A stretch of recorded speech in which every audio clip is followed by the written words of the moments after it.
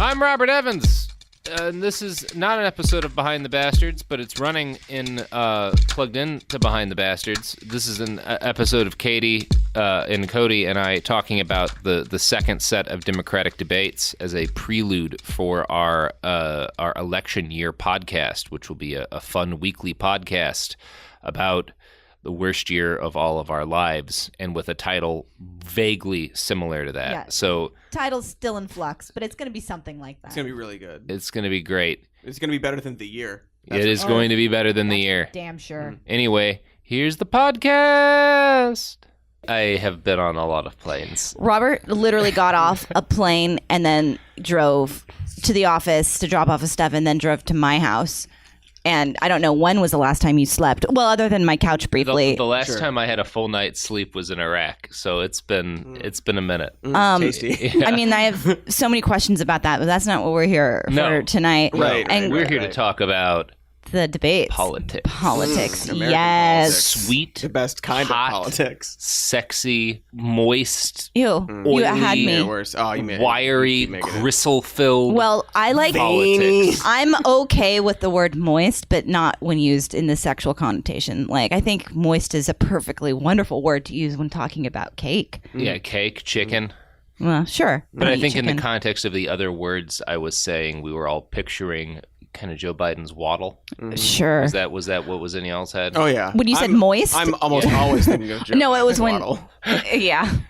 Cody, you just got in last night, It's true. so you're also Boy, out of his it. arm's pretty tired. tired. I've been around the longest. I've been back for a few days, but I'm also out of it, so this will be fun. Ooh. So, just like the front runner of the Democratic Party, we have all been going for too long to properly Yeah. do our jobs today. Yeah. We haven't learned the lesson from times past when it proved to be a bad idea Yeah. to go too hard. We should have taken Elizabeth Warren up on her offer to host the episode. I know. That was a real mistake. Step aside. Let the new generation. If we're lucky, she'll call in like she does with her donor calls. But let's talk about the debates, you guys. That's what we're here. That's the magic that we're here to discuss. Who did you come away from liking? Who surprised you? All of that.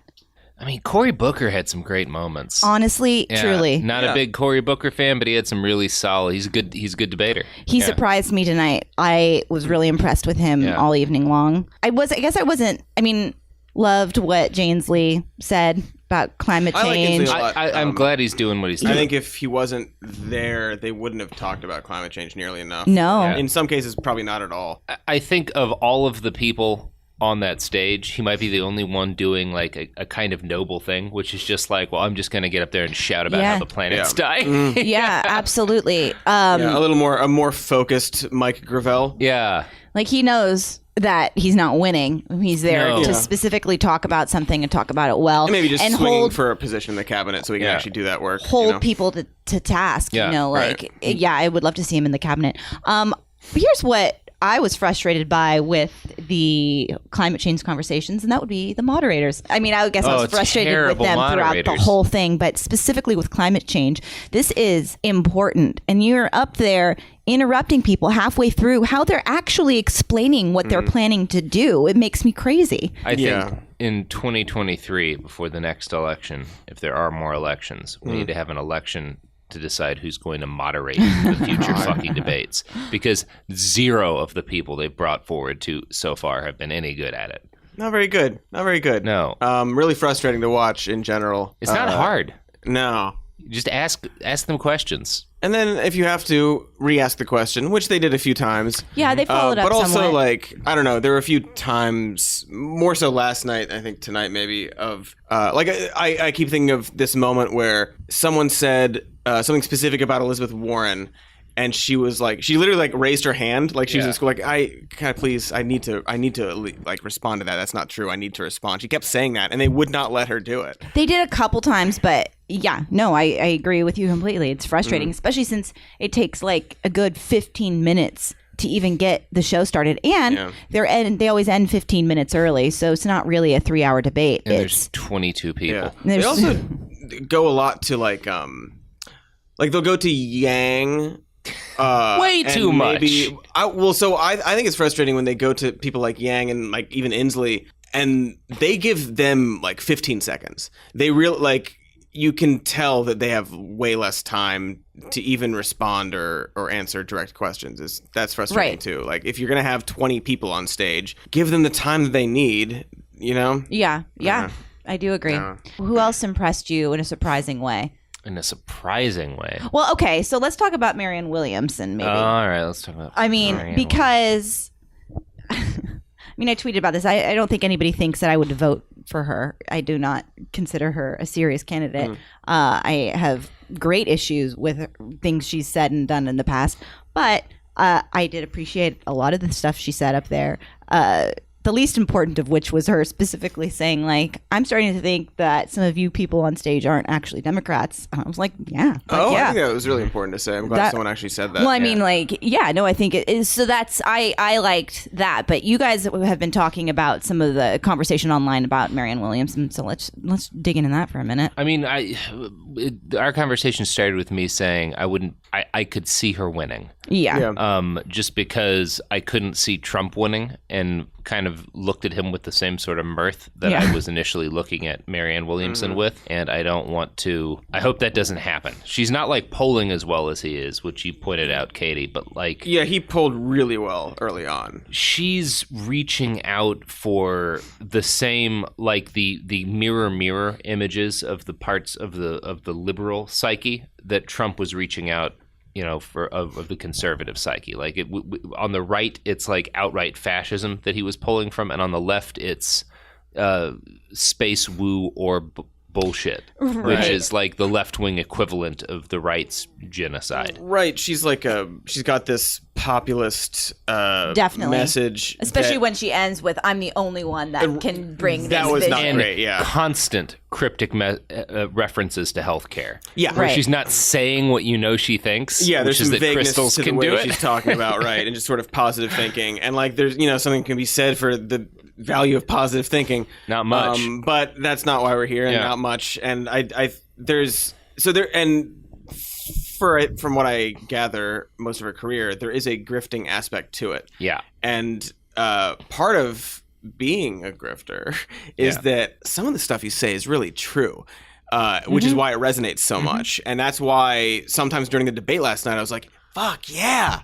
Yes. Yeah. Marianne. Yeah. Well, right. Say that. She's my God. Good yeah. grifter. But because what she's saying is true, but then there's all this stuff around it that's like, well, you shouldn't be the president. So when I watched, I had a similar. I pivot to her because we were talking about Ainsley, and like I kind of see her role on that stage as in a similar but very different, things that she's talking about and different things. But because I don't take her seriously as a candidate, I just am like appreciate somebody being up there and saying some stuff that you're like, yeah, well, someone needed to say it and no one else was. Yeah. She also talked about reparations. The election stuff. That was really great, and also. And lobbying. Economic or environmental justice she brought up. There's some things that she brought up that no one else was willing to bring up. And we're talking about the NRA and going back and forth about who has the worst standing with the NRA. And she says like, yeah, that's well and good, but money in politics, money from corporations is like the disease of this country. And how many of these people on stage have been taking money from corporations? Yeah. I was like, fuck, man. Yes, please. More of that kind of conversation right now. We need people to be thinking about that. Not that it's going to change right away, but like say that on national TV. If she didn't exist outside of the debates, she'd be in the upper 30% of candidates for me. Yeah. Yeah. Yeah. If the rest of her life wasn't a thing. Yeah, absolutely. Right. There's also this sort of movement around her that sort of started out ironic and is sort of morphed into more genuine. Some of it is coming from, and I was talking about this earlier with you, and I still don't know exactly what my problem is with it, but there's a lot of conservative pundits and like these sort of trolly Republicans who are really into her. And it's partly ironic and it's partly genuine, but it's all horse shit. And part of it seems like they're just trying to lift her up so they can sort of destroy the Democratic Party in the same way that Trump did. And part of it's like they some of her message I think does resonate with them, because it's true. But ultimately, they can't wait to vote for Donald Trump no matter what. Right. So it really bothers me that it's this mix of irony and earnestness and just really bullshit trolling.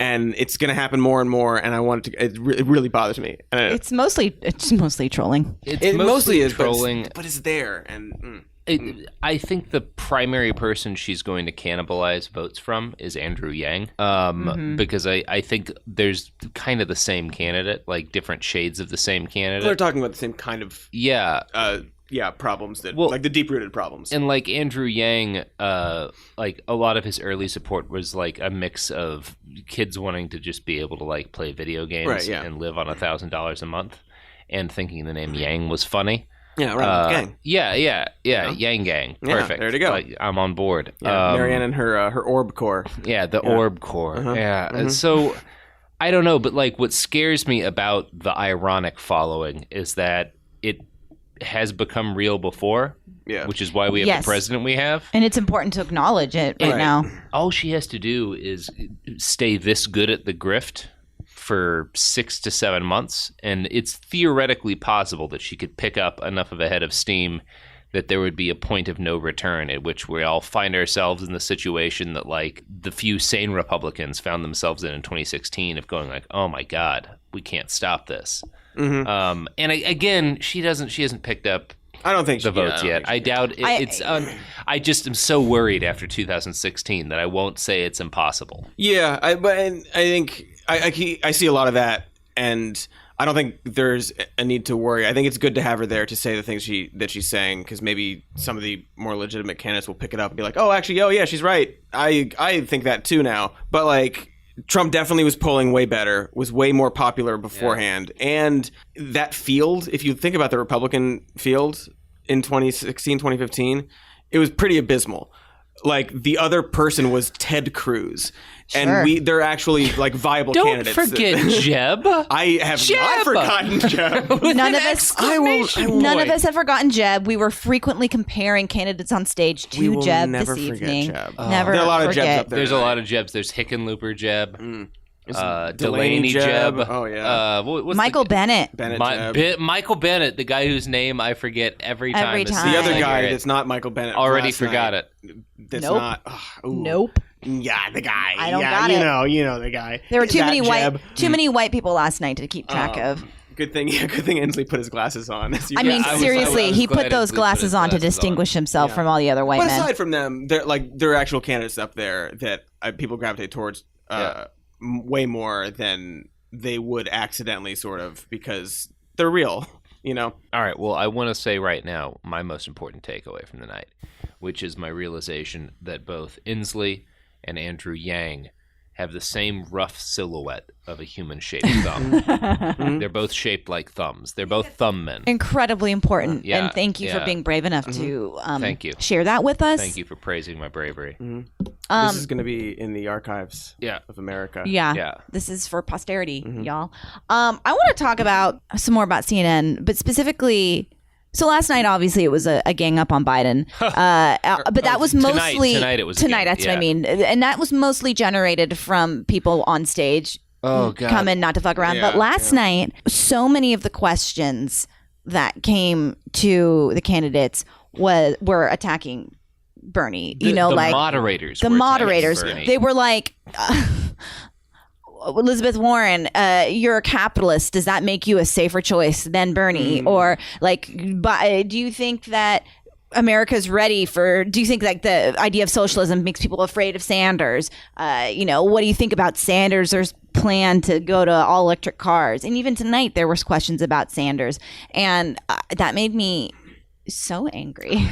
Katie's a Bernie bro now, everybody. Yeah, it's really interesting. It's happened. Like how one-sided the aggression from the moderators was last night. It was wild. It was like they really were just like going after Bernie. They were trying to get everyone to shit talk him.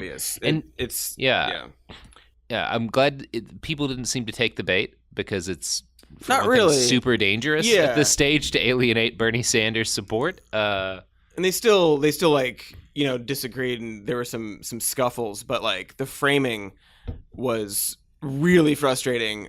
Katie, I saw your tweet last night about it, and I was like, oh man, even Katie's like really pissed about this, which like it's so blatant, the bias there and the way they're framing the questions, and that they just do not want him to be the president. And a little bit Warren too, but I think they feel like she's a little safer and will. Well, they straight up said that in the question, right? Exactly. It's like they're like, the if thing we gotta is, do one, I guess it'll have to be her. They're picking questions that are shaping the narrative, like shaping how people are perceiving the candidates, and they know it. And it was wild how transparent. Yeah, and they seem straight up irritated and combative with the candidates. Millionaires. Everyone asking the questions in every one of these debates is a millionaire. Millionaires funded by billionaires? Perhaps? Yeah, it's that. See, this is one of the things that I think is maybe awry with the situation. I wonder if maybe we would have no problems with moderators if they just picked a bunch of like crusty middle class political journalists who've been like fucking slinging shit in the DC press corps for the last 10 years and like had them just get them like moderately drunk and then wired on speed and let them ask whatever questions come to mind for 3 hours. Yeah. I mean, yeah, it's the idea that they're just like, yeah, you guys can do it. You'll ask all the questions that are going to shape the nation and affect everybody. I mean, there's been a lot of talk about this online. I was thinking about it last night. I mean, even I think it was Warren started calling it out last night, was how a lot of these questions were basically Republican talking points. And it really felt, and I know that last night was supposed to be the liberal stage because you had Warren and Bernie there, Sanders, but they were surrounded by a bunch of people that were being pulled even further to the right with them on stage, and it was very transparent that we've got these two very different parties up there on stage, and even the ads for it, the moderates go after the it was just really it felt very, very blatant in a way that it hadn't been before. But yes, this idea that like they are throwing conservative talking points, they're like kind of doing the work for people. Like some of that's the Democratic Party, some of that some of it doesn't bother me. I don't mean all of them, but just every so often, like the way they're framing this question is like leading into a different kind of narrative. I think man, tonight so many of the people on stage used the phrase Republican talking point. That was very frustrating. But that's because they got it from last night. They got it from because Elizabeth Warren because that was one of the big applause lines. Yeah, and it was a very pointed, specific example, and it made sense in the context of the conversation. And then it caught on, and then everyone said it tonight. There are some arguments that were made a lot last night too that were like, that's just something you would hear on a panel from Fox News. Like there was one of the guys, again, I can't remember his name, was like, why would you say you're gonna pay for illegal immigrants' health care when there are people struggling to pay for their own? It's like, well, it's Medicare for all. They won't be struggling for their own. Like the framing of that is so on its face ridiculous and nonsense. You'd hear it on like a Fox News panel, but there's some times when people are like, the Republican talking points, that's a Republican talking point. It's okay to ask questions in that way because they're going to have to. Sure. Like they're going to be facing Donald Trump. They're going to be facing like people on Fox News. Like it's okay sometimes to phrase questions in that way to see how they would handle it. I completely agree. That was the next thing Okay, yeah, I think using it tonight was like a little too much. Like, don't ask me a question. Yeah. That's a Republican talking point. Yeah, I totally hear that. Yeah, I think that whenever you do a debate like this, though, where you're splitting it up into two nights, the second night is always partly even if unconsciously, going to be a response to the first night. Absolutely. And I think we've seen that with both debates. Yeah, like the first night, you get a more genuine discussion of the issues, which this was not as much of a genuine. No, this.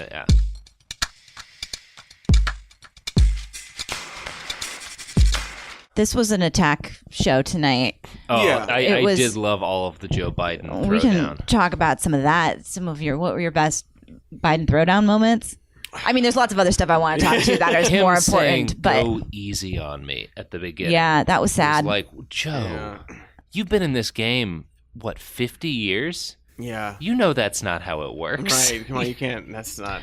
I think that my favorite was Castro's "Some of Us Learn from the Past" moment or whatever. That was really That good. was real good. That was really good. It was a good. I thought this isn't an attack on Joe. I mean, it is, but it's not someone attacking him. But like the bookends of the very beginning, him saying, "Go easy on me," and then the last thing he says is, "If you support me, go to Joe 30330," which is not a website. He meant to say text Joe. Yeah. He left out the text. Say text but also join. But also, it's supposed to be join. And they just changed it to Joe with a tweet, but it's supposed to be join. And it's just very funny that like the first thing he says is "Go easy on me," and the last thing he says is just he's not going easy on himself. I mean, we were talking about this earlier. I felt bad for him in the way that, like, yes, when you're watching The Office, you cringe and you feel bad for the person up there because he was. I mean, he definitely had more like energy, I would say, than the last. But he was. Me and Kamala switched energy. It wasn't cogent energy. But he was stuttering. He was all over the place. He was not responding. He was being. I mean, watching the debate, I felt like his debate prep with a lot of him coming in and smiling and wasting time talking to his staffers and then being like, "Don't worry, guys, I got it." You know what I mean? Right. Like, he's like, "I've been doing this for 30 years, you know? Yeah, I've lost many presidential elections. His, I really wish if I'd been a little bit more cogent, I would have taken down a couple of his answers and tried to diagram the actual sentences he spoke. Mm-hmm. Because they were almost always not quite nonsense, but like not sentences, right? Like not complete thoughts coming out of his head, like to the point where it was concerning to me. Right, like you listen, you like get it, but like they're not. I get what you're trying to say. If you read it, you'd be you like, didn't "Wait, what?" Properly say it. He does not have a poker face. Whenever somebody starts to talk to him in a way that was aggressive, you could just see his face fall. It was so sad. He's gotten so used to being respected. Because no one thought he was going to run again. I know. So everybody was like, okay, we can just bear with him. Like him. Right. Yeah. Right. But it was like, I always felt like his heart was breaking just a little bit every time someone started to beat him up. I'm laughing about it. Fucking run for president. The other... People like him, though. People still like him. Still polling real well. Yeah, he's still polling very well. It's unbearable. The other moment, I really liked the, it was Gabbard and Kamala. When Gabbard was calling Kamala out on her record, which was really important. That was really bold. That was an important thing that needed to be talked about. Kamala just sidestepped that. Yeah. She only talked about, she did not respond in any capacity. She had 2 opportunities and she did not, which should be enough to confirm that it's all true. Right, yeah. Right. Oh, you know? Yeah, if you can't directly address it, then there's a reason. You guys, if you missed that, rewatch it. Yeah, Tulsi Gabbard tearing into Kamala's terrible record as a prosecutor was a pretty sweet moment. Do you know much about it? Her background? Yeah, a little bit. I mean, just she was there was a lot of ugly stuff around like trans people and like not allowing people to transition and stuff and using prison labor. Yeah, using prison labor. Holding imprisoning parents for kids. Truancy. Yeah. I think that she specifically brought up tonight how she like blocked some evidence that would have saved a person from death row. Yeah, she was a really ugly like. California is a state with a fucked up judicial system. Yeah. Because there's 40 million people here. And she didn't make it less fucked up. So anyway, I I'm not a Tulsi Gabbard fan. No, she's a monster. But I really appreciated that. Yeah, please elaborate. She took a trip to Syria paid for by essentially a fascist, like an actual fascist organization that was allied with the Assad regime, and met with Bashar al-Assad, the greatest mass murderer of our time, and then later in interviews refused to call him a war criminal after his many war crimes. And she visited after he had gassed. She like sat down with this guy after he'd gassed thousands and thousands and thousands of people to death. She has some weird, like Hindu nationalist fascist views of her own, and like she played it well when she was like attacked for like the anti-gay stuff in the first debate. Yeah, I like the whole I grew up and stuff, but like she came from a pretty gross, evil cult background, and she has not dissociated herself fully from it in her actual life. Okay. There's some very concerning things about Tulsi Gabbard's background and beliefs, not the least of which is the fact that she was willing to let a fascist group take her to go hang with Bashar al-Assad. So war criminal. I mean, I don't want to tell you guys what to do, but don't vote for her. Yeah, I'm Sounds not a like big you just did. not a big Tulsi Gabbard fan, but she kind of nailed hitting Kamala Harris. Yeah, no, she did a good job. Yeah, I think no one else was willing, or no one was going to go anywhere even near if, I that. don't know. Yeah, they didn't want to touch that. But someone had to. Yeah, it was one of those Onion article, like the worst person you know just made a great point. Yeah. I'm waiting for different, not matchups, but like fewer people, so more people can have conversation. Like that was great. I would like to see Elizabeth Warren and Joe Biden talk to each other. That's all I want. I was want that so bad. mad. Although Joe Biden didn't need anybody else ganging up on him tonight. That is true. Joe And- Biden got pantsed like a fucking God. yeah. But But I I- did really like. I thought, even though it was definitely framed by CNN terribly because CNN sucks, it was like the progressives defend from the moderates and all that kind of garbage. But it was very cool to see Bernie and Elizabeth Warren up there together doing that. Like And they weren't throwing each other under the bus. They really weren't. No, they were backing each other up pretty well. There are a few moments where you can see them stare at each other and get like exchange looks like, can you believe these people? And like it was clear that they had each other's backs. And gracefully responding. So, like, at one point, I can't think of this specific example, but, you know, a question to Elizabeth about, like, well, what about this element of Bernie's plan? And her being like, no, that's not what it is. This is what I voted for. I mean, she still made it about her, but like making it clear that, like, no, we're on the same side here. Yeah, and, like, yeah. you're wrong. You're misinterpreting what we were saying. a lot of good stuff. I want to talk about immigration stuff. I love immigration You stuff. love immigration good. stuff because that's a big topic in And a our lot country of in the Democratic debates. candidates don't love immigration. And a lot of the Democratic candidates don't love immigration. Joe Biden wants to cherry pick races. It's so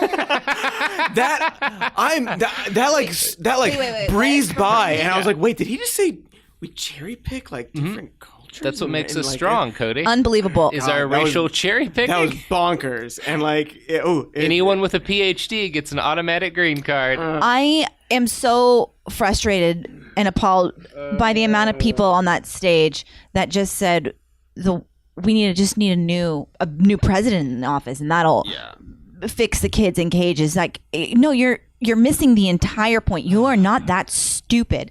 The point of decriminalizing immigration or illegal immigration isn't yes, it's about getting kids out of cages. Yes, it's about allowing people to come here seeking asylum, but it's about protecting their human rights. I think and Castro- full their stop. humanity in general. And Castro did a great Castro job did a good talking job. about it. And also, again, and he did it last time, hammering home that it's about sending aid. It's about creating programs that help make the countries that they're leaving safer and Bernie more and productive. Marianne are the only ones that really talk about that. No, I mean, no, Castro no. did. Biden, yeah, he did. Biden really hit that one. Like, to Well- his credit, Biden repeatedly mentioned giving money to these countries. He said that that's what he did.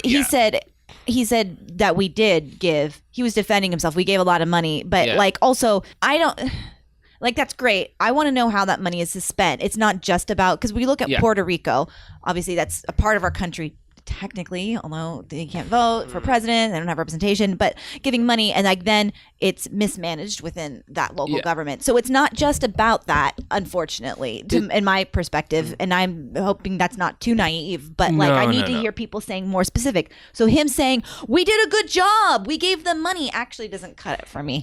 No, it doesn't cut it. But I'm glad that even from Biden, the framing of we owe these countries Recognizing something. that. Yeah. Like that's a positive step. Yeah, I do agree with that. Yeah. But that was like when I was watching. That was like. But like the idea that like, well, there'll just be a new president. Yeah. And no one's like, but who after that? Yeah. Who's the president after that? What would they do? That whole section of the debate where like everyone was trying to explain to Joe Biden why that was a bad idea. I mentioned reminded me of like arguments I've had with elderly family members at like Thanksgiving, where like all of the kids will try to be explaining something like marijuana or like why a reform that every young person is behind like is a good idea to like an elderly uncle being like, but what about this poorly thought out point? But what about this? Yeah. It's like no. If you just do this, then I mentioned this during the debate. I don't know if anyone ever touched on it, but like, has anyone said that they will not only like legalize marijuana, but also release everyone that's in prison for it? Nobody said release everyone there was a lot of talk about legalizing marijuana today. But nobody was like, in addition to that, like the people that have been fucked over in their life for this. Okay. No. Waiting for that. It'll happen. Yeah, waiting for that. Maybe Beto will ride in on a skateboard and say, you're all free. I was about to say, we haven't mentioned Beto 01. I think we're all very close to being done with Beto forever. I already am. Bro. Like, my God. At this point, I don't even want that. But yeah, sure, run for Senate. Maybe you'll win. I think he'd win against Corbyn. That chance. He might have lost it by now. Yeah, just because his campaign was so bad and it exposed him as so weak, such a callow youth. Yeah. I mean, I truly, well, not truly, but part of me was like, ooh, I hope he uses his closing statement to exit the race. Yeah. I was like, I could just see that happening right now. Similarly, I'm waiting for anyone on stage because like obviously a lot of people that are up there are like, I'm just here for like, maybe I'll get a cabinet position. Yeah. I'll probably write a book next year about this whole thing. Yeah, Marianne Williamson. Oh, for sure. Yeah, that's what she's doing. But like waiting for someone to be like, if I'm elected, I will abolish the presidency. Yeah. Like in the context of that conversation, it's like, well, if the president changes, then everything will be good. It's like, well, no, maybe we just shouldn't have that. Sure. You know, I weren't they debating having 3 presidents or something when the founding fathers were framing the Constitution? Yeah. I think that's actually a pretty good idea. Yeah. Too bad that didn't happen. And they also suggested like rewriting the Constitution every 17 years. So yeah. So yep. Well, story. No, Cody, don't you know? Everything they wrote back then is the way it has to be forever. Oh, okay, that makes sense. That's what our founding fathers envisioned when they created a system that specifically included ways to alter the Constitution. Yeah, they were hella psychic. Yeah. The things that I know about time, the world stays the same, and so the rules should stay the same.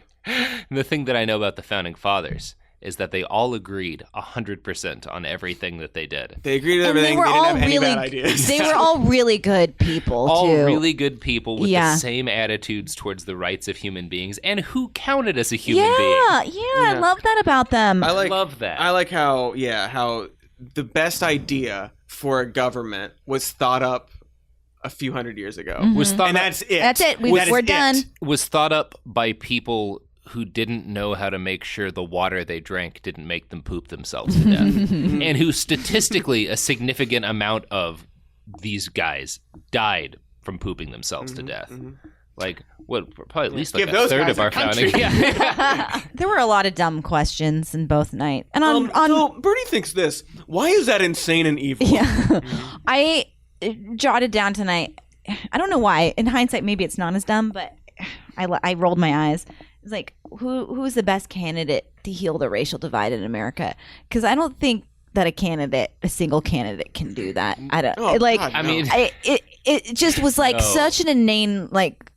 Let's actually talk about something more specific than something broad reaching. Yeah. How are you going to fix it all? How are you going to fix it all? How are you going to fix 250 years of institutionalized racism? And although I think Marianne has the best discussion of that topic. Yeah, she talks about that really well. Reparations being talked about. Yeah, that's what. And the environmental justice, I think, are like.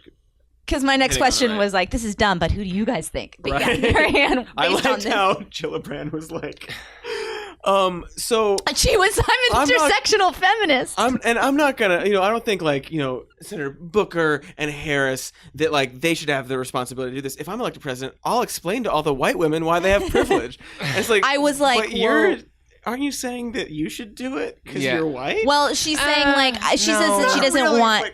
Well, what she was actually saying. I mean, yeah, that is what she's saying. She's being intersectional. She's saying like white women, it's our job to like also be these ambassadors. Yeah. No, I get it, but like, just it seemed like framed like, I'll do it, guys. I'll talk to him. It's like, I got this, y'all. Gillibrand clearly had 2 or 3 really good answers prepared that she was really comfortable with and that she delivered well. And everything else, even if the meat of what she was saying was good, was very awkward. I think just because she's not a good think on her feet debater. She wavers. She's not like Cory. Cory Booker, I don't think had everything charted out ahead of time. I think he's just got one of those kind of brains. Yeah, he's very good on his feet. He's really Cory Booker really impressed me tonight. Yeah, not so much tonight. Kamala was very low energy tonight. She seemed very, very. I think she might have been tired. Sick. Low energy Harris. Low energy Harris and sleepy sleepy Michael Bennett. He did look sleepy. What the fuck? Why is Michael Bennett there? So who can we lose? I want to spend a hot second talking about Steve Bullock because that's the guy I was thinking of. I was trying to think of his name. Thank you. That's the fourth Jeb. That's the fourth Jeb. He is. No, he is. Young Bradley Whitford in Get Out. Oh, God. Like there's something, everything about him, the way he talks. He's got his eyebrows. He's new. He's new. He made the fundraising goal this time. He's super corny. He was so bad. A full quarter of the candidates in these 2 nights were Jeb. Yeah. Oh yeah. Yeah. Oh, it's a stage full of Jebs. He was more entertaining than Jeb. But only because he's so laughable. He looks like I can see him in the 80s. I can see him being that little punk in his polo. See, his face is... I already forgot his name. Steve Bullock? Steve Bullock. His face is Bullock and Bennett. Well, that's why. Yeah. Bullock, it sounds like a fucking cop drama that would have gotten canceled 9 episodes in. And we haven't talked about Warren at all. Here's the thing about... All right. Show me his picture, because I have forgotten that motherfucker's face already. Which one? To it, and then I Bullock. Okay. Bennett, I remember... Bullock. Oh, that's Bullock. Yeah. Bennett's the one who looks like a Charles Schultz drawing. Yeah, he looks like Bennett. Bennett looks he like just got back from Kennebunkport. Bennett looks like Charlie Brown all grown up.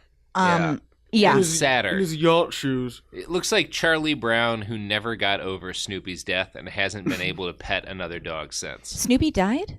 Well, yeah, Katy. All dogs go to heaven, of course. Yes, of course. Yeah, we could lose the Jebs. I wouldn't want to lose Inslee, which I think. I think he was sort of lumped in with the Jebs at first, which I get. No, but I think he has a legitimately noble mission of just shouting about climate change to America. And like he's actually like he's engaging to listen to. Like he's a good speaker.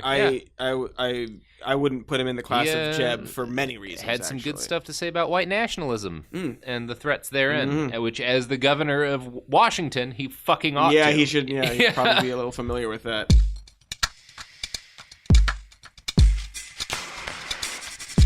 I thought Mike Gravel got enough donors to be on the stage. I believe he did. What happened? CNN happened. Oh, I was going to say like a bottle of rum happened. Also possible. Mike Gravel just didn't pick up. Mike Gravel just like drinking with the Gravel teens. Yeah, I could, and I know it wouldn't be a cell phone ringing. It would be an old school pager sitting on like the side of a desk, buzzing until it fell into the trash. That's how he tweets. By pager. I just paging the Pentagon Papers. I was like, we didn't quite finish. I want to just bring up real quick something that I wrote about civil rights stuff. That Biden's whole defense of his civil rights record was basically like, well, Obama hired me and Obama was black. It was literally, I have a black friend and he's the president. It was shocking. I was like, that's what you have to say, bro? It's amazing, yeah. So maybe he is the one that's best suited to heal our racial divide. Yeah, that clearly that I have a black friend. Didn't someone say, like, Biden, why do you always take credit for the Obama things, but then reject the Obama things you don't like? Yeah. Someone said that, right? Yeah. Okay. Unless you said it as something that you read online. Bullock said he wasn't there tonight. It's not Bullock. No, it wasn't Bullock. I believe one of the other Jebs. Was it a Jeb? It might have been. My gut is saying Cory Booker said it, but I don't know if that's true. It was Cory Booker. I'm almost positive. My gut is so smart. Way to go, Cory. We haven't talked at all about Elizabeth Warren tonight. We also haven't talked about Cory Booker's brother, Cary Booker. Weird looking. Okay, now I've got to Google Cary Booker. He just looks like a photo negative of his brother, and it's unsettling. Is he running for president? No. No. Oh, I just think okay. It's just Oh, their weird. names, I think, are just very funnily similar. Oh, that's to me like what is it? Steph Curry and Steph Murray Curry. Abraham. No, like Steph Curry's brother has the same name as him. Bort. Sorry, but yeah, Elizabeth Warren. But let's talk about Elizabeth Warren. She did great. She did do great. she she did was great. great. She was She fine. always does great, you guys. she was very earnest and cogent and you good just answers. Visibly melted. She's into your also seat. so good seeming. Katy is swooning right now. Her and Bernie just like I can saying things that were accurate. I mean, that's Yeah. Nice. like. That was so nice to see. I know people are like worried about like, oh, if you go too far left in the moderates, the independents. I really like a Sanders Warren or Republicans Warren elected Sanders a ticket would fucking be yeah. fascist. A Like, are you fascist going in to there, tell me like, we yeah. can't elect Elizabeth Warren, Yeah. who in any sane country would be like a slightly left of center? Yes. Yeah. Yeah, no, it's nonsense, and the way it's framed is very, very frustrating. But they're just so good together. Yeah. they just really. I they really want to complement see each them other. run a presidential campaign, and I don't care who's Do you P think- and who's VP. Bernie would be VP. I think Bernie would definitely choose her as his VP. Yeah. I don't know if Elizabeth Warren would pick him. I think she would probably be pressured by the Democratic Party to pick somebody else. Because I want Warren, not Bernie. I know.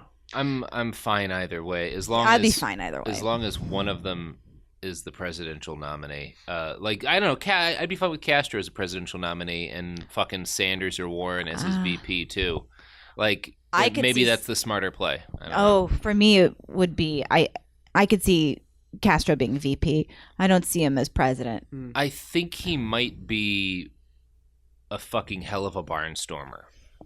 Yeah. I don't know that he's gotten the chance to like do that yet. Yeah. But I think he might have the potential to run that kind of a campaign. Mm-hmm. And even though he's more of a moderate, I don't know. Like that's not my suggestion or hope, but I could see him being a really solid presidential candidate. I get behind Castro for sure. I speaks do. He does speak well. And again, I said this to you guys earlier. I don't want to vote for. I don't want Kamala to be the president. Obviously, I'd vote for her if she was. But I do. Yeah, you really don't want. I do think it'd be so fun to see her prosecute Donald Trump on a debate I stage. just want to see her shouting at him at a bus station when they're both like trapped on a 15 would be minute fine, like too, trip yeah. downtown, Yeah. and somebody films it on a cell phone. Like Absolutely. that's what I want. Or I guess get someone in there that brings him in front of Congress so she can question him in that forum. Yeah. Right. Because, That's what you want to see. You want to see the impeachment stuff. Yeah, but I don't want to see her stopped after 3 minutes. I want to see her be She's allowed right. to do it. Very good at a job that I wish didn't exist. Yeah. Right. Yeah. And that shouldn't be the president. Yeah, Like, yeah. That shouldn't be the pipeline, the prosecutor to president pipeline. Well, are there any what other things that did you want to talk about? Your takeaways from the last couple nights? Which one is Klobuchar? She's the one that either looks like your mom's friend who's trying to be cool, but you didn't really want to be around, or like maybe your freshman English teacher. See, Gillibrand Short brown meets hair. that description too. She's a little too young to me. Yeah, Gillibrand does meet She that reminds description, me of but my English teachers.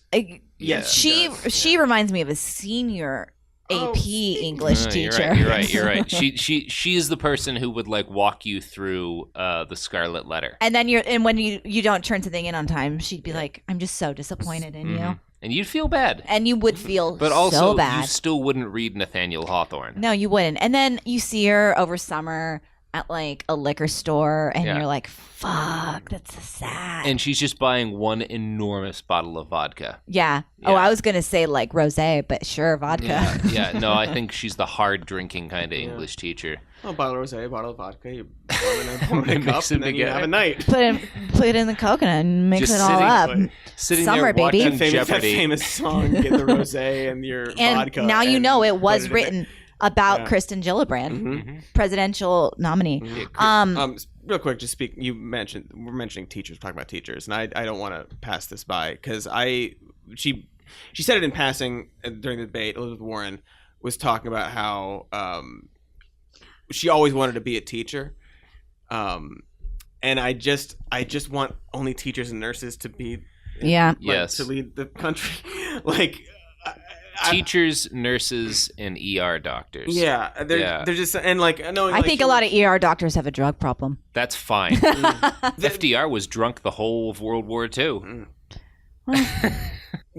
She obviously worked with special needs kids and stuff, but I just want teachers to run for president and to be president, and that's you hear that, teachers that are listening? It's one of the reasons I really, really like her is because she has that vibe and she has that drive, and that's where a lot of her a lot of her compassion comes from, and a lot of also her effectiveness, because teachers know how to explain things. Exactly. And exactly. so she can make a case and make she's things very good clear. at that. They know how to explain things, and then they habitually look at things from other people's perspective, not because they consider every perspective equally valid, but because they're trying to understand where those people are coming from in order to influence. And which how to means bring them in. They know how to listen. Yeah, which and to means they know how actually to listen. Right. Yeah. And I think she's using those skills really well. And I just had another thought that is gone. It's lost. I've had too much rosé. Oh, we haven't talked about Buttigieg. Oh, yeah, we didn't talk about him. He had a good moment, but I forgot what it was because I haven't slept in days. It wasn't the one where he said, you want a combat veteran grilling Donald Trump on white. It's like, Buttigieg, come on, man. There were a few moments like that from a bunch of different candidates who were like, if you nominate me, I can say this to Donald Trump on the debate stage. It's like anyone can say that to him. You don't need to be it's 1,000 people a day on Twitter say that to him. Right. And it's never made a difference. It's like everybody's like, I need to have that came with one prepared soundbite of what they would say to Donald Trump, just to remind everybody that we're not Donald Trump. We know that. Yeah. The Elizabeth Warren thing. She also values children so much. And it's why one of her main things is the child care and guaranteed child care and pre-K and all that stuff. And it's the kind of thing where it's of course, if you treat every child equally and give every single child the opportunity that they need to thrive, then your society in general will be so much better a few years later because of what you've done for every single child. And she understands that, and I love her for it. Yes. But anyway, Pete. You know what? Actually, I just remembered the worst answer, I think, of the debates was actually one of Castro's. And because he's a smooth talker, it kind of slid past and no one hit him on it. But it was when he was talking about Flint, and he was like, when I was the director of Health and Human Services, when I was the director of HUD, I was out of the room for this one. We dealt with that, and then he kind of pivots to the fact that it's still not dealt with, but he didn't direct. He was like, that was on you, right? And it's so still a problem. He was like, and then I was also there 6 weeks ago. Yeah, and it's like, and was it good? Was it any better? Did it work? Why don't you fill in the blanks? What did you do? What happened there? There's a lot of glossing over. Yeah, it was he's very smooth, but it was also you really are someone I should be angry at over that. Right. Last night, the question about Flint was that it's still a problem. Yeah, is that it's still fucked up and you didn't do your job, Julian. It's frustrating how many people sidestepped questions and just dodged it, and there was no follow-up. And again, the moderators, never press anybody. Ever so often, they would press somebody on something. But again, the moderators aren't journalists. Right. Yeah. But that's what you want. Yeah. You want people that you can get an answer and be like, well, actually, as a journalist, I'm aware that you're lying or that you're not including the full context or something. Everybody should have a big, long half-hour chunk of time with a journalist. Yep. Mm-hmm. And the journalist should get to throw 2 tomatoes per hour. Mm-hmm. Like the hard green ones? Yeah. Just every time they lie or Joe Biden, whenever they choose. That'd be so satisfying. Oh, politics would be so much better. Buttigieg. We have to he's a contender. Yeah. He's a contender in a way. I think that he's going to end up governor. I think that the three of us are not particularly enthralled by him. I guess the reason I keep bringing him up is that I have a couple of friends who are not normally very politically engaged who find him incredibly charismatic and inspiring. And I don't get that either. Yeah. But I know that he has had an impact on some people and that his rhetoric is appreciated by them. Yeah. I don't connect with that, but I do get it. Yeah, I don't have strong feelings about the guy one way or the other. I think he seems lovely that I'd love to have him as a friend. Yeah. But he's not quite my politics. Yeah. I guess the vibe I get. Great mayor. Yeah. Also, mayor is kind of a low-rung job. It is wild to jump from that. Governor makes sense. Yeah. Yeah. can't remember what it was. He did have a couple moments last night that were good, but I can't remember what they were specifically. Yeah. You'd think that I'd have written it down, but I didn't. I believe he again was confronted with talking about, racial issues When he and talks police, about cops and stuff, and cops it's not and things like great that. No. He's not great at actually like addressing it. Yeah. Not even just head on, but in general at all. He sort of sidesteps it a lot, and it's like, we got problems. And, Yeah. Well, that reminds me to talk about de Blasio in that moment. Ooh, that fucking de Blasio. that the protesters chanting. Yeah, what yeah. were they chanting? I heard that So deportation during or something they Biden, chant, but I believe they were chanting like 3 million deportations. Yeah, I think yeah, is what they were yeah. chanting for Biden. For de Blasio and also Booker for some reason was Fire Pantaleo. Yeah, they started chanting that the during. cop who the killed cop Eric who- Garner. But they started chanting that during Booker's. The first time you could hear it faintly was de Blasio, Okay. and then they really went whole hog for Booker for some reason. But then when also, they eventually, Jake Tapper kept saying Eric Gardner. I know. Which really bothered me. Yeah, you've got to have that name written in front of you, man. And a city burned because My of that God, man like, murder. Jesus. Like, how can you not have that down? yeah, couple of times. that's nuts. But what was de Blasio's response to that? It was basically like, "Oh, it's the Justice He said Department." the federal Justice Department got in his way, or like was slowing it down. He didn't answer. He didn't didn't answer. Why isn't and he nobody fired? pressed him on it. But I believe it was Gillibrand who said, "I would have fired that cop." Yeah. And I like Yeah, that. straightforward. Those are usually the best answers. Like even when to Joe Biden's credit, I forget what the exact question was. If it was Inslee, I think, asking about it. And then Joe was like, "Yes." And then they're like, Yeah. "Do you want to answer it was the question?" about Like, I did. getting. Yes. Yeah, it was about Yeah. it was about getting rid of stopping the use of coal. No Yeah. longer It's like, yes. subsidizing Yeah. coal. Yes. Yeah. Which And is those are great. usually the best Those are answers. and when it's that's like, what I love yes. about Inslee being up there. He just made Joe Biden commit Mhm. on stage Yeah. in front of everybody that that's something he would do. Yeah, I think Dope. Inslee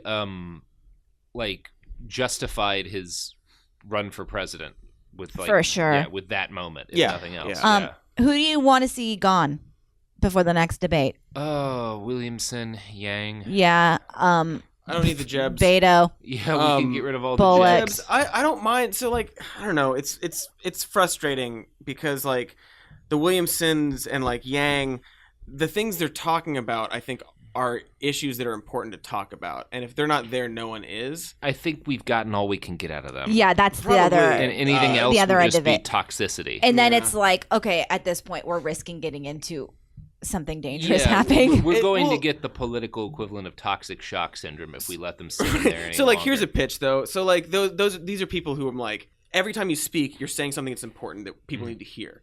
So what if they moderate one of the debates instead? That's a cool idea. Who moderates? If the people that aren't in the Yeah. race Oh, anymore. yeah. So like Yeah. Williamson will be a moderator and Yang will be a moderator, and they can bring up these topics that are important and sort of engage with the the candidates. I'm imagining Williamson grilling Joe Biden on the medicinal uses of crystals. I really like that image. Oh God, that'd be so great for everybody. What a wholesome time that would be. What a bad time for him that would be. So we've qualified a number of candidates as Jebs. Yeah. And I think we're all in agreement that Beto is not a Jeb, but is on the hierarchy of candidates. Is Beto above a Jeb or below a Jeb based on his inherent worth as a candidate? Do we in our heads qualify him as above sub Jeb or I think he's. super I think Jeb? he's sub I think Jeb. he's sub I think too. he's Yeah. sub Jeb. he's Yeah, I think he's sub worse Jeb. than a Jeb. Yeah. Yeah. He's not even worth. I'm so. Gotta- Not Give even us a a Jeb. Jeb. I'm Yeah. so You're not even thrilled Jeb, that Beto. we all agree on Yeah. this. Yeah. That there's not even any tension here. He's No- sub Jeb. No exclamation point after Beto. Sub Jeb is Please, such Ollie. a funny way to describe someone. Yeah, he's a Jeb. real sub Jeb up there. Ew. I hope we can turn Jeb's name into like a byword for a lame political Absolutely. candidate. that Oh, we persists. are. He's already taken off. Yeah. Yeah, By the time this airs, he's jebbing. Yeah. Yeah. We've already He's got- jebbing hard. We've already got merch in the pipeline. Jebbing up there. Yeah. He really jebbed it. Yeah. All right, guys. Thank you Please, so Jeb. much for joining us, listening to us talk. You know what? You know that's what Yeah. podcasts Yeah. are. Last time I gave the wrong email address, and then I had to get 2 email You Bidened. addresses. But here's where we're sending you. Bidened while you were I jebbing. know. You totally Biden the email. I bidened it. I biffed it. Bidened it. Bunch of Worst Jebs Bidening around. It's worstyeartips@gmail.com. Is that better or worse than a bunch of Jebs Bidening around? The rails have gone off of this. Yeah. Worstyeartips@gmail.com if you want to send us questions or thoughts for our upcoming show, which we're definitely doing It's true. once we get some sleep. And remember, be a Jeb, not a Beto. At least be a Jeb. At least All be right. a Jeb. No one wants to be sub Please Jeb. be a Jeb. Please, at least. please be a Jeb. You don't need no Betos in here.